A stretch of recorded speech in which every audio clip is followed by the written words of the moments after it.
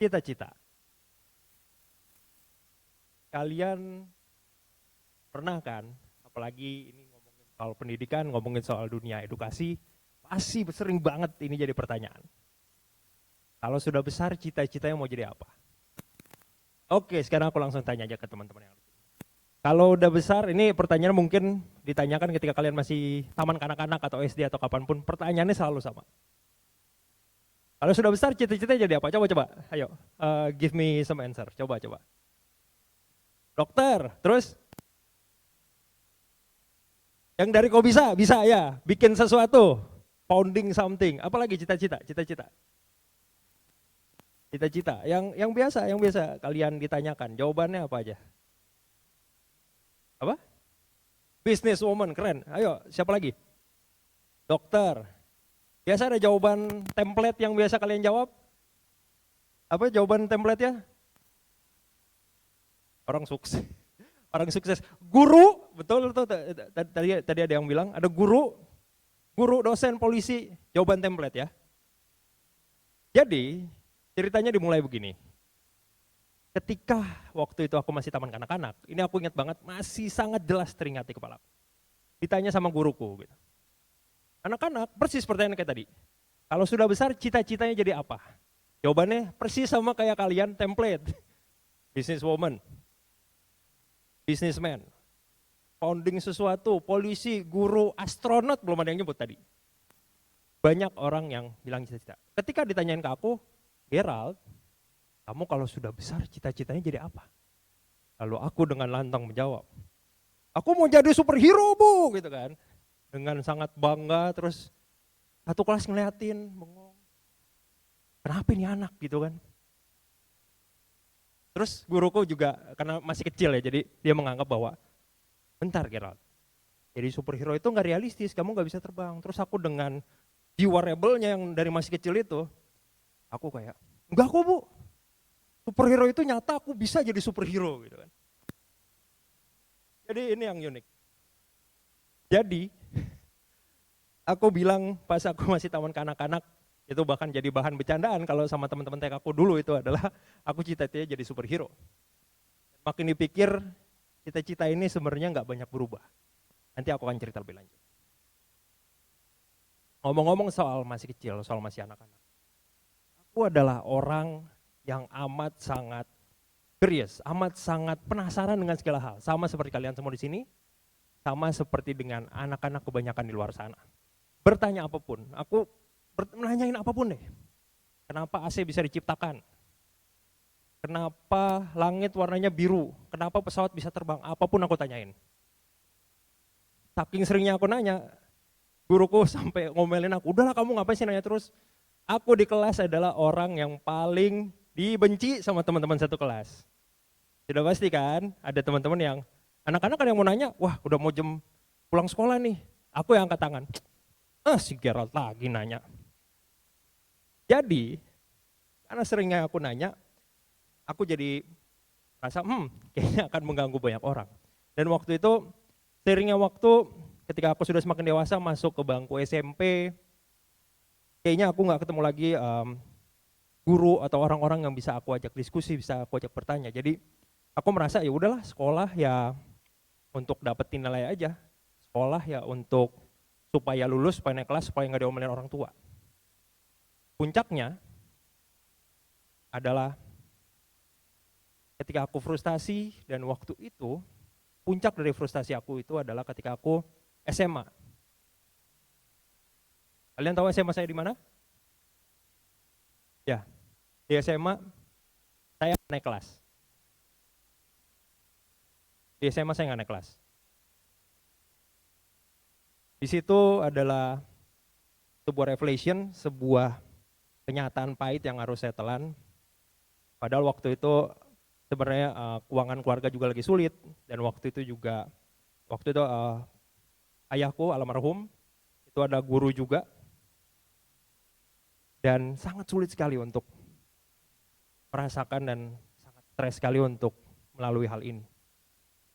Dan aku banyak banget bertanya, apa yang salah dari cara aku belajar? Apa yang salah, kenapa aku bisa sampai nggak naik kelas ketika SMA? Dan dalam pencarian aku, dalam pencarian yang sangat amat panjang,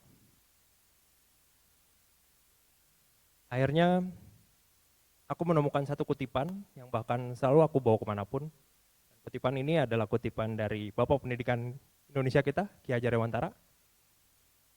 Tiap orang menjadi guru, rumah menjadi sekolah. Bukan cuma setiap rumah, tapi setiap tempat menjadi sekolah, dimanapun. Dan saat itu, aku menyadari satu hal. Wow, ternyata selama ini aku nggak merasakan lagi joy of learning. Kesenangan aku dalam belajar. Dulu kalau ada sesuatu yang aku pengen tanyain, aku tinggal tanya. Aku bisa ketemu sama orang-orang atau guru yang bisa menjawab. Tapi ketika makin lama aku cuma fokus untuk mendapatkan nilai aja, yang bahkan nilainya pun juga nggak tembus gitu. Bahkan aku nggak naik kelas, ternyata mendapatkan nilai dan belajar aja untuk lulus itu nggak cukup. Dan aku menemukan lagi tentang joy of learning ini, yaitu dari sebuah tempat yang namanya internet. Ada satu bacaan waktu itu aku temukan oleh Richard E. Meyer, perbedaan antara rote learning, menghafal, dan meaningful learning. Atau yang bisa dibilang belajar bermakna, belajar yang mengerti. Ini yang seru. Jadi ketika aku baca salah satu jurnalnya dari Profesor Richard E. Meyer ini, dia membedakan antara no learning, rote learning, dan juga meaningful learning. Dia bilang ada ada 3 skenario pembelajaran. Sebut saja nama koresponden pertamanya namanya Amy. Ya. Amy ini dikasih bahan pelajaran rangkaian listrik dari buku textbooknya dia. Jadi pembelajaran rangkaian listrik dia belum pernah baca, disuruh baca sendiri.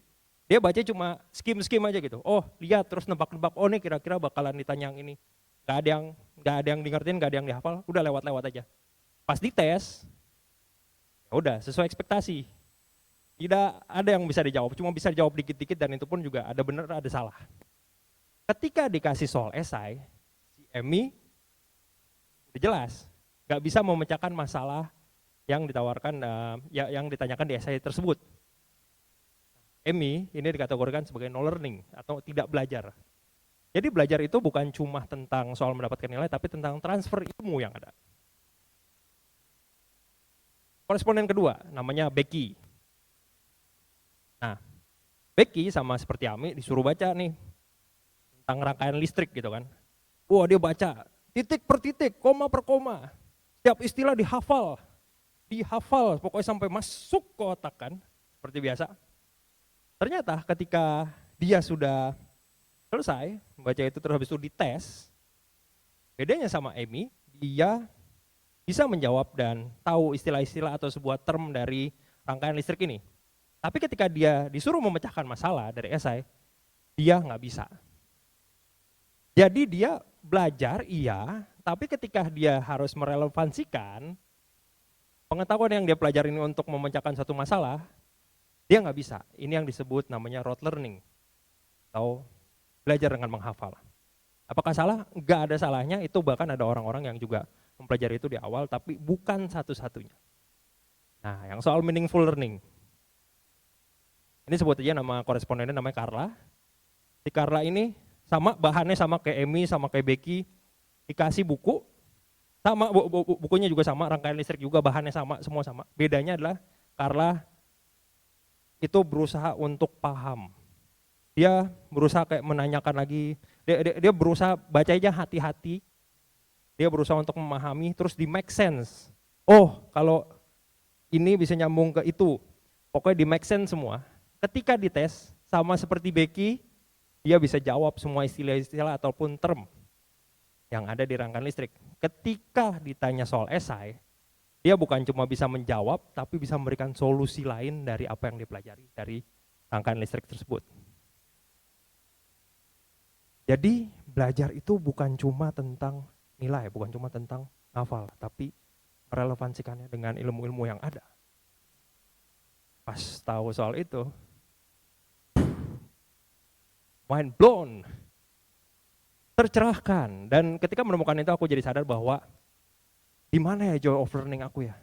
Di mana ya aku bisa merasakan kesenangan-kesenangan aku dalam mempelajari sesuatu. Dan aku temukan semua itu waktu itu lewat internet. Dan seperti semua ilmu pengetahuan itu tidak ada yang sia-sia. Semua ilmu pengetahuan itu semuanya saling berhubungan satu sama lain. Dan akhirnya ada 3 hal yang mengubah hidup aku. Bukan belajar sekolah, tapi 3 hal. Kelihatannya nggak berhubungan tapi berhubungan. 1, parkour, 2, desain, dan 3, musik. Loh, apa hubungannya nih? Coba aku cerita satu. Parkour. Ketika SMA, ketika aku nggak naik kelas, stres, nggak tahu harus ngapain. Mungkin kalau aku nggak ketemu parkour, mungkin aku udah larut dalam kesedihanku, larut dalam stres aku. Jadi ketika aku cari di internet, aku nemuin, wah keren banget ya ada orang bisa loncat-loncat, salto, bisa manjat-manjat. Dan waktu itu aku ketemu komunitasnya ada di Jakarta, bahkan aku sampai membuka komunitas baru di Kota Tua di Jakarta. Dan dari parkour, ternyata aku nggak cuma belajar atau loncat-loncat doang gitu. Tapi di parkour aku beneran belajar tentang yang namanya biologi, anatomi tubuh manusia. Aku nggak belajar lewat buku cetak, aku belajar lewat activity yang aku lakukan. Aku belajar bagaimana tubuh manusia itu bisa melakukan berbagai macam hal. Ya contohnya seperti parkour ini, dia bisa salto, bisa loncat, bisa manjat. Dan dari situ, aku benar-benar mempelajari soal nutrisi, aku mempelajari tentang anatomi tubuh manusia, mempelajari tentang otot, banyak banget yang aku pelajarin, yang selama ini aku nggak tahu bahwa aku bisa pelajari di internet. Terus desain. Semua desain aku pelajari lewat internet. Aku sebenarnya bisa gambar, tapi nggak terlalu bagus, jadi aku lebih suka desainnya ya lewat digital design, komputer.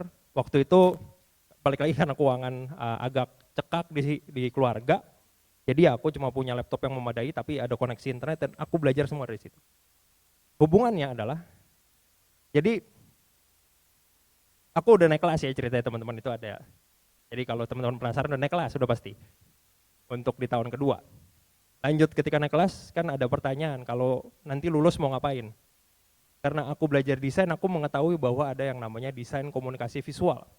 Mengkomunikasikan sesuatu lewat desain, menyampaikan pesan ke orang. Dari situ aku menemukan yang namanya jurusan komunikasi. Pelajari lebih dalam tentang cara berkomunikasi.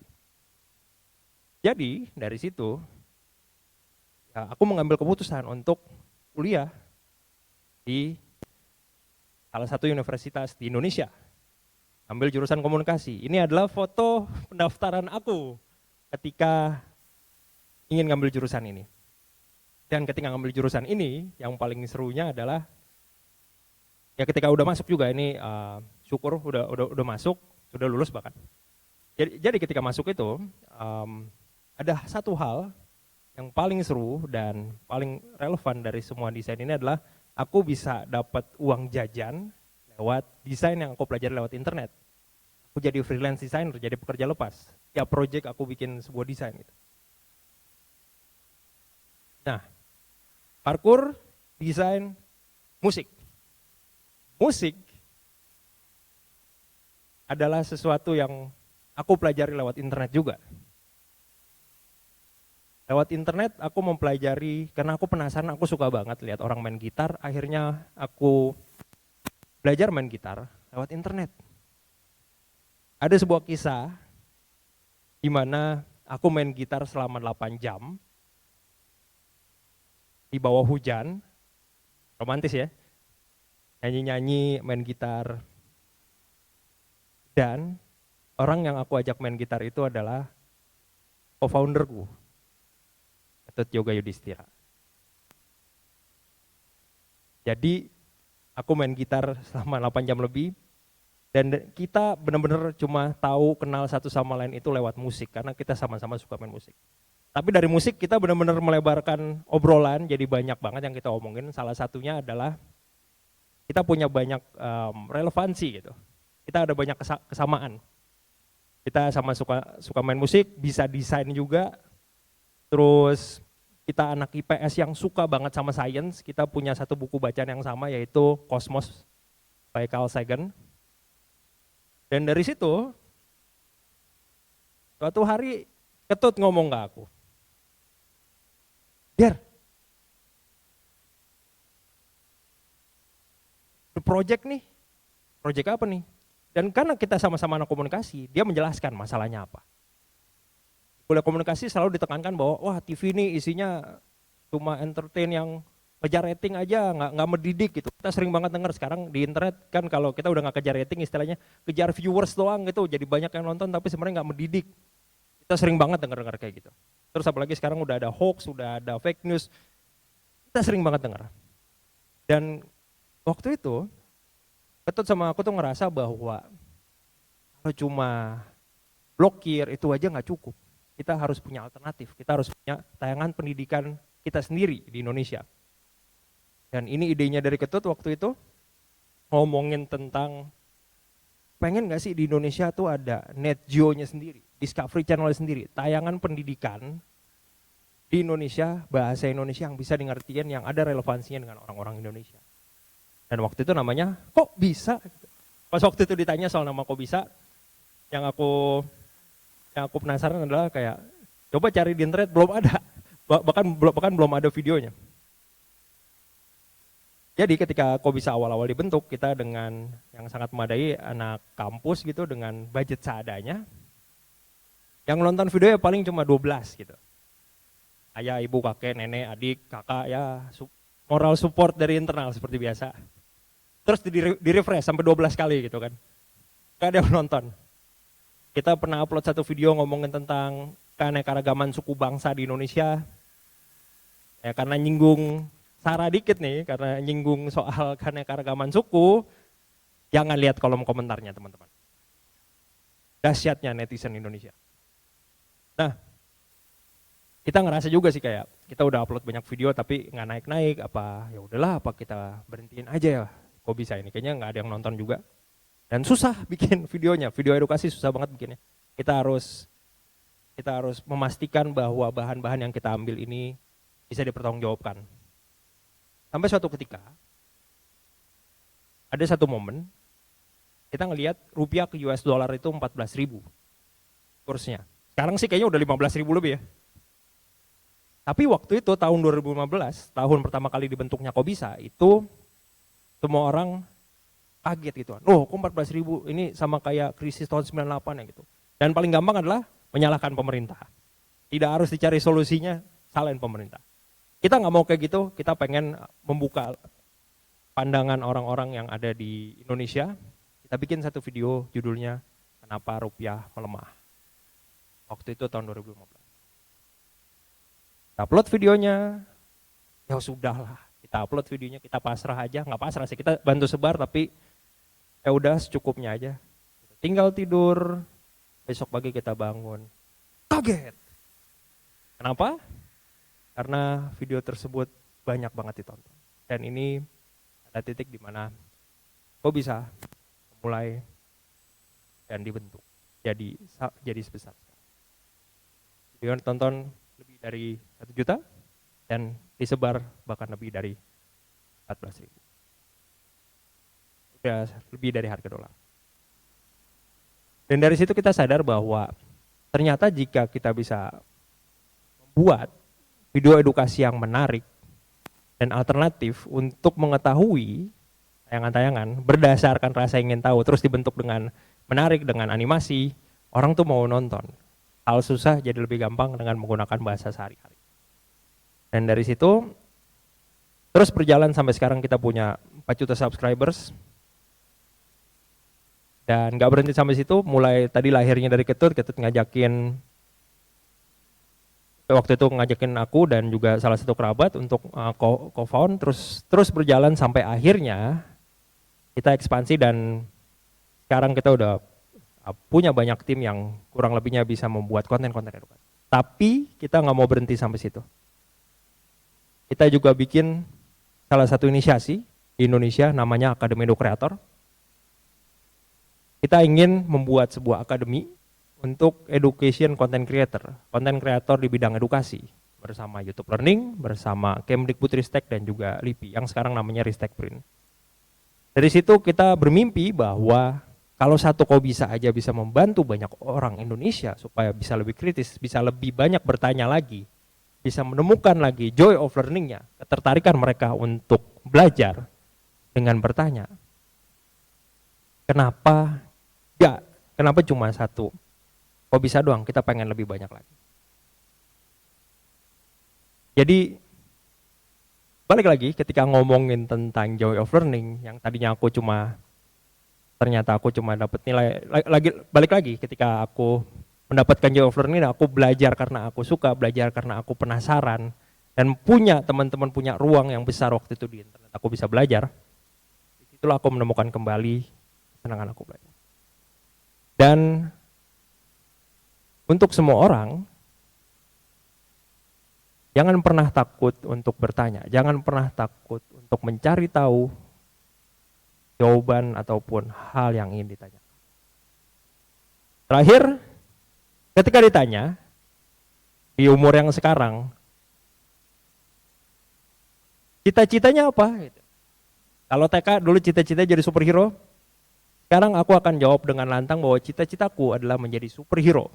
Bukan superhero yang bisa terbang, bukan superhero yang bisa angkat beban berat, tapi adalah superhero yang bisa menginspirasi, yang bisa membantu pendidikan Indonesia, dan bisa menghasilkan banyak superhero-superhero lainnya. Terima kasih.